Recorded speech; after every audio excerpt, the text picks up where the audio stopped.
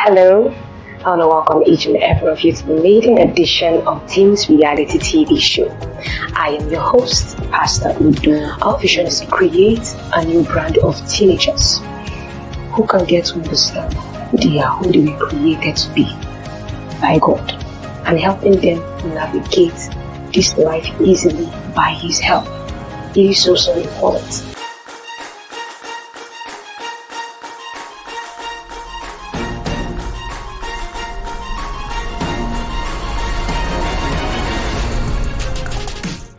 Hello. Welcome once again to a brand new episode of Teens Reality. I've been so excited being your host, Pastor Udo Nwobi, as we've explored wonderful topics of the current realities that teens face daily that we need to address.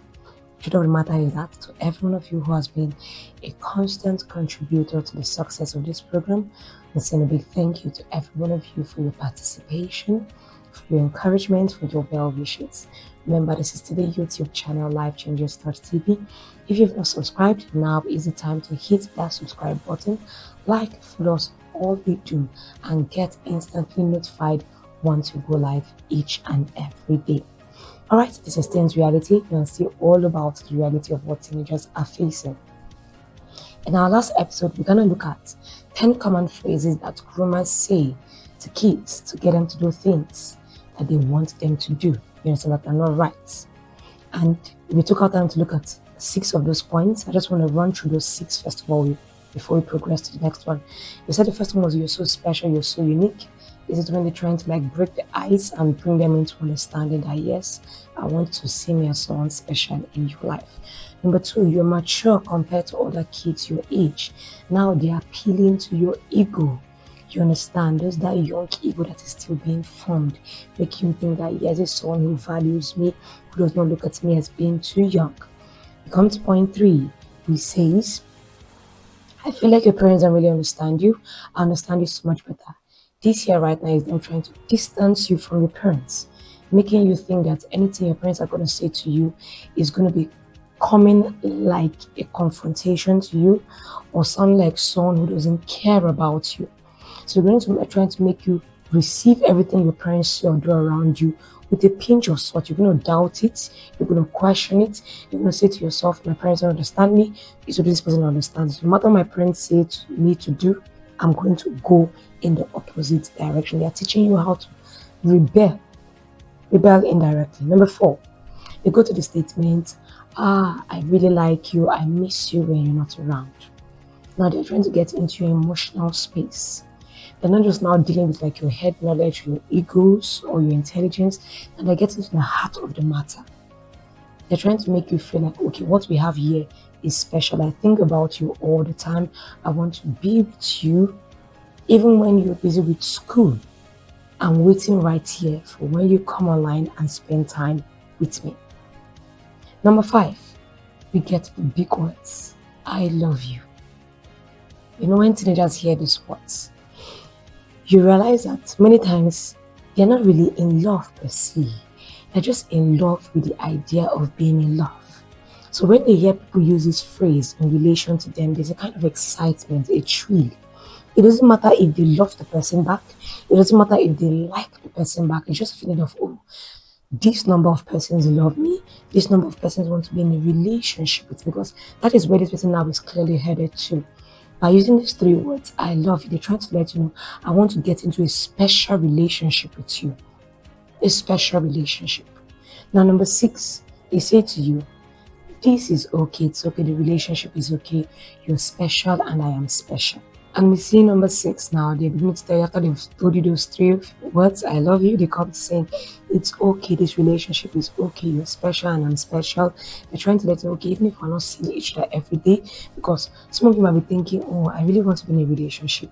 My mom and dad are not allowing me to be in a relationship. They're saying to me, I'm too young. When you look at the statement, you are much more mature. And by them telling you you're mature, they're trying to let you know, even if your parents don't approve of you being in a relationship, I think you're mature enough to handle one. And now they're trying to let you know, even if I'm not going to be with you there physically, I want to let you know this relationship is okay. We don't need to see each other 24/7 or even at all for a particular period of time until they are ready to meet up. Remember, they're trying to get content from those things. They're trying to get content from you. You understand? Content they can use eventually to threaten you, manipulate you, and coerce you into doing what you would ordinarily not want to do. So remember, they are building up. They are building up gradually. So all that segment of your parents understand you and understand you better is just trying to get you safe enough to begin to reveal sensitive information. You're feeling free to share with them things that were sensitive or particular to your family, you understand, to your finances and stuff like that. And you need to be careful. So when they're beginning to tell you this relationship is okay, you need to realize that that person is not someone you ought to be having a relationship with. If they're bold enough and confident about it, they should come on out. They should speak with your parents, they should speak with your guardians or with a teacher or someone, yes, you know, that can actually call them out on what it is that they actually do, where they're actually located. You understand? Now, it brings us to point 7. Remember now, they have drawn you in close.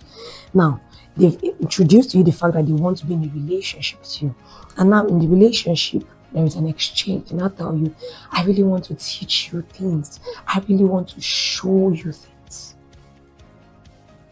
This is them opening up the room for when they begin to ask you to send them certain things, do certain things that you're not even comfortable doing. It's not them telling you. They're trying to make it feel normal to you. That from what I'll be teaching you and showing you, there's a kind of response I'll be expecting back from you. And they're trying to make you feel like, oh, you're not as educated as you ought to be. Now I want to introduce you to deeper issues. At this point, when someone begins to tell these kind of things, and if they had already introduced themselves to you as someone in your age range, you need to see this as a red flag. Because once they kid your age, begin to tell you some kind of advanced stuff, and you feel, where are you learning this stuff? Who is teaching it to you? If they cannot tell you who is telling it to them, that's a warning signal. If they can't tell you where they're learning from, the sources that they point out is another warning signal.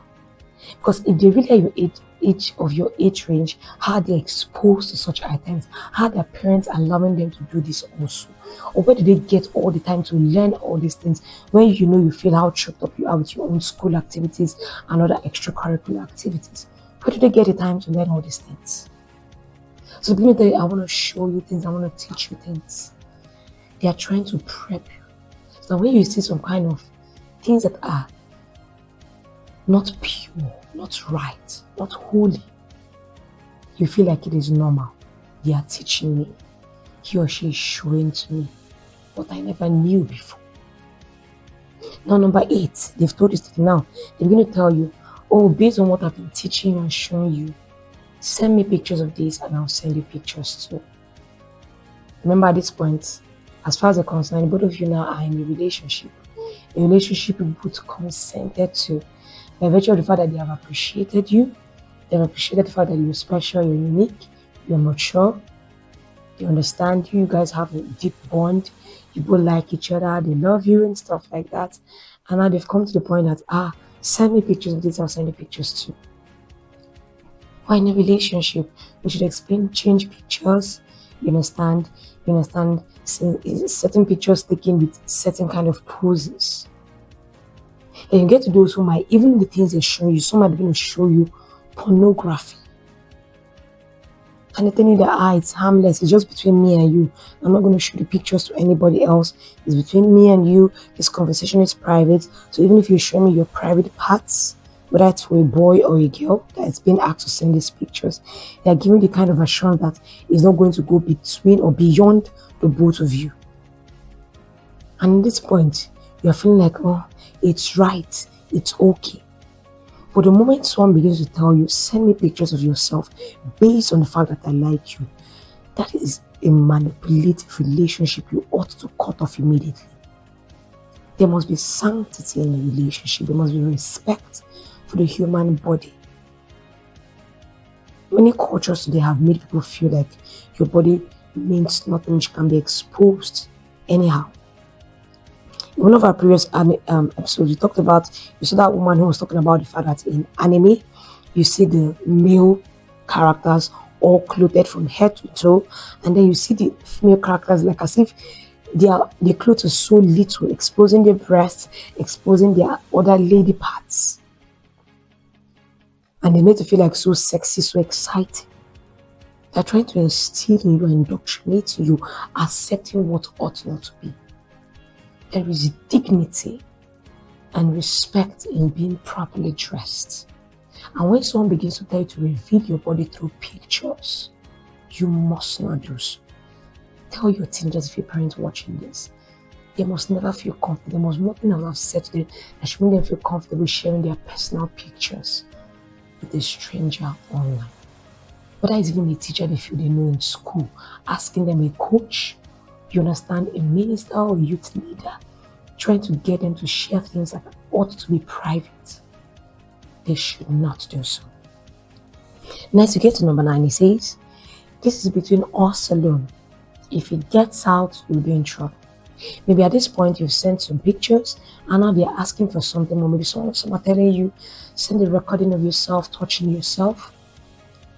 Doing this, they encourage you to take some kind of dangerous activity. They are daring you to do things that you know you ought not to be. Some might even encourage you to film some kind of videos, threatening your friends, bullying your friends, and doing some kind of dangerous activities, wielding a knife and stuff like that. And you're telling them, no, I don't think this is right. And I'm telling them, remember, I have pictures of you. And if for no reason this gets out, you'll be the one in trouble. And now at this point, they're trying to let you know, you don't know me. At this point, you come to realize that they might have asked you for your address, your location, your parents' name, your school. And all this while you realize that you know nothing about this person except what they have chosen to tell you, except what they have chosen to reveal to you. You begin to realize that. So from number 9, we progress to number 10. They not tell you. You also see a progression to physical meetings and perhaps sexual contacts. At this point, this person has made to realize, if you don't want to get in much more trouble, I have to assent to whatever it is that they're telling me right now. And now this person is telling you, we need to meet up. Come to this particular location, come to this hotel room, come to this playground, or to this park, or to this place you've never been before. Some are willing to travel distances to come meet you. Remember, they are seeking sexual gratification. These are pedophiles. These are predators. Groomers. Some of them get you to the point that you begin to engage in practices you never thought you would. Some even encourage you. After manipulating you, some can become so devious that they get you to also lure your friends into the same trap. You know, when you hear the word about, handlers, the person that tries to encourage contact between a client seeking sexual satisfaction and the other person that is offering the satisfaction, you realize that it's not only adults who can be the handlers, who can be the link or the go-between, the go-to person in between. Kids can also do it when they have been threatened into compliance. Evidence has been gathered against them that makes them realize, if I speak out, if I do this, my parents are going to be disappointed. The entire world is going to know that I was chatting with this kind of person. I never spoke out about it. The most important thing to note is this. The groomers might say this. You yourself might have come to realize after watching this episode that you have been groomed so far. And things you thought were normal were actually an agenda to deceive you. If that is where you are right now, please don't be afraid. You can still speak up. It doesn't matter the kind of information they have on you. It doesn't matter even whether they are willing to distribute it online. As long as you're willing to involve your parents and the authorities on the matter, those people can be caught, they can be exposed, and they can be brought to justice. Just like we saw in the previous episode of that father who eventually was able to get access to the information. The person who was chatting to someone was eventually apprehended and had to plead guilty, you understand, to those charges that were leveled against him. I also want you to realize that they may not necessarily use a threat every single time. Many times it's mind games that are playing with you. Mind games. That guilt, there isn't guilt. The blame factor. I'm not going to be blamed. You're going to be blamed. Nobody knows me. They know you. If I release these pictures or those videos I have of you to your family and to your friends, you're the one who's going to feel embarrassed. You're the one who's going to be like cut off from everyone around you. But whatever the case may be, don't feel pressured. Speak out while you can. Don't get to the point where they will get you to wanting to kill yourself to stop the harassment.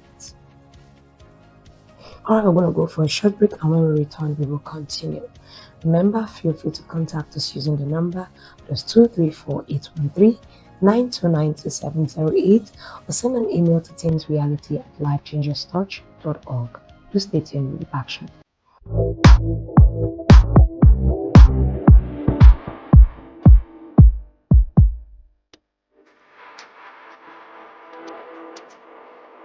Hello, I want to welcome each and every of you to the maiden edition of Teens Reality TV show. I am your host, Pastor Udo. Our vision is to create a new brand of teenagers who can get to understand who they are, who they were created to be by God, and helping them navigate this life easily by His help. It is so important. Alright, welcome back from that quick break. We'll be continuing right now. Okay, I want us to see an actual episode of what happens when someone is actually groomed enough to now begin to take decisions and begin to do what they're not supposed to do. I want us to look at a real life situation of a young boy who went missing after going to meet up with someone he had met on Roblox, just chatting online. Let's look at his story. He says a New York boy, age 15, goes missing after traveling to New York City to meet someone he met on Roblox. A 15-year-old boy is missing after traveling from Long Island to New York City to meet someone he connected with on Roblox. His family is searching desperately for answers. Predators use every digital space where kids gather to build trust, then exploit it. They study vulnerabilities, test boundaries, and then wait for the right moment. You saw that right for yourself when we're just taking our time to discuss these 10 common phrases. I told you how it is beautiful, that you're special, you're unique. They're trying to gain your trust. They are playing to your intelligence. They are playing to your egos. They are playing to your emotions. They're trying to test what they feel you can do. Because many of them, they don't go extreme immediately. Step by step, they're going to check what you're comfortable sharing with them, what you're comfortable releasing with them, because it's not just immediately that someone asks you to meet up. Certainly, this young boy would have got to the point where, first of all, he must have exchanged pictures, talked about the fact that he's willing to go that distance to meet up with this person who now maybe loves him, likes him, wants to spend time with him, is missing him, what have you. Perhaps he was even threatened. If you don't show up, we'll come get you. We'll attack your family, we'll attack your siblings, who knows. Let's look for more of the story, because now the parents are responding to the situation. See, the family of a missing 15-year-old boy, Long Island boy, say their son disappeared 2 weeks ago after going to New York City to meet someone he met through the online game Roblox. Thomas Medlin left the Stony Brook School around 3:30 p.m. on January 9 and ran to the Stony Brook train station, where he boarded a train to Grand Central Station in New York City. The Suffolk County Police Department said in a news release on January 12. He has never left our side, Ian told the outlet through tears. I just can't believe why he left in the first place, James Medlin, Thomas's father, told the outlet. Ian said that family and friends have formed search parties in both Long Island and New York City in search of her missing son. There you have it. I cannot even begin to imagine what these parents are going through with their son who has gone missing. This is 1 month now this began. 1 month missing. Will he still be alive is the question. If indeed he's found alive, what kind of horrors must he have gone through? What kind of assault and harassment? Will he be able to recover from it?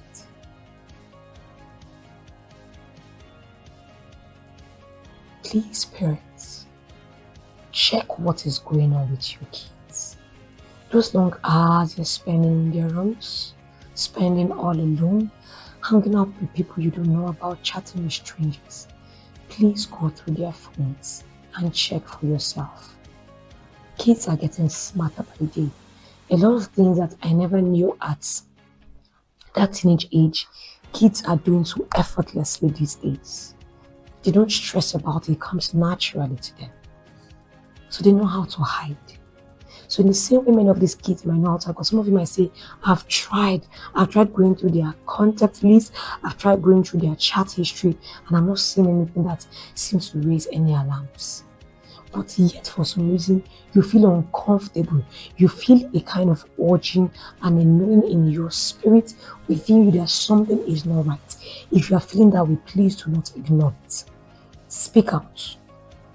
Ask them, sit them down, and have a long conversation with them and get them to open up to you. You can reveal to them scenarios of where things have gone drastically wrong. You understand? For those who kept quiet.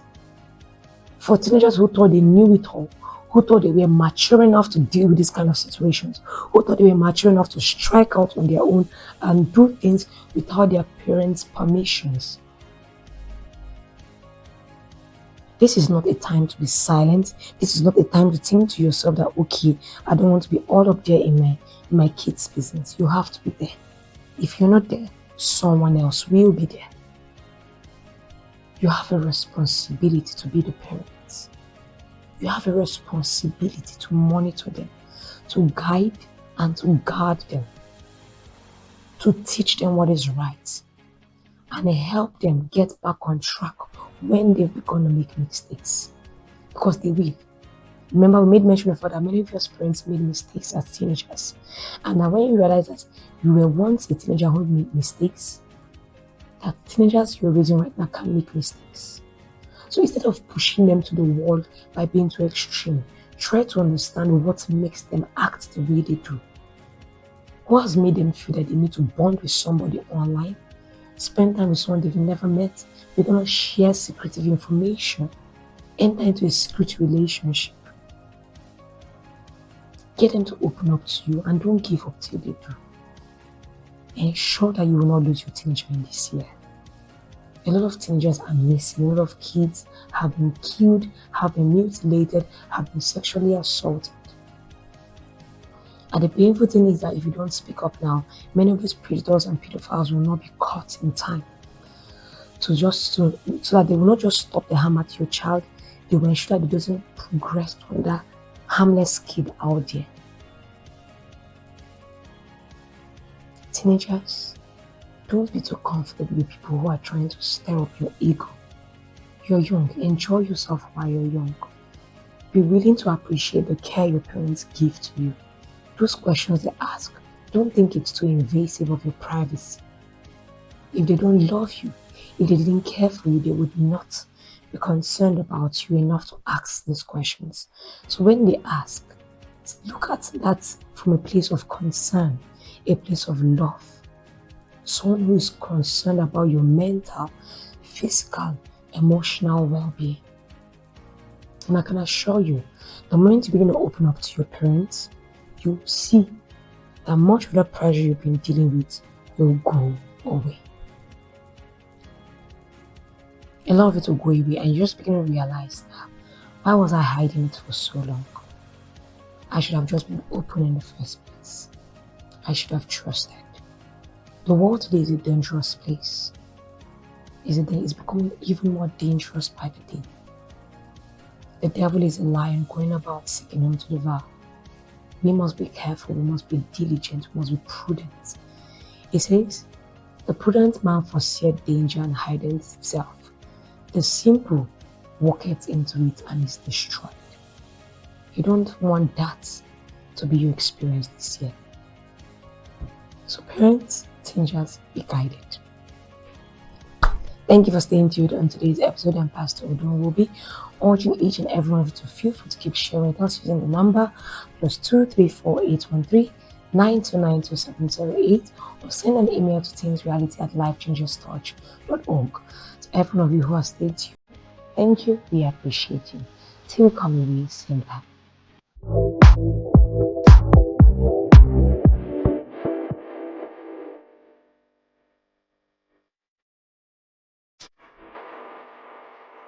Hello, I want to welcome each and every of you to the maiden edition of Teens Reality TV show. I am your host, Pastor Udo. Our vision is to create a new brand of teenagers who can get to understand who they are, who they were created to be by God, and helping them navigate this life easily by His help. It is so important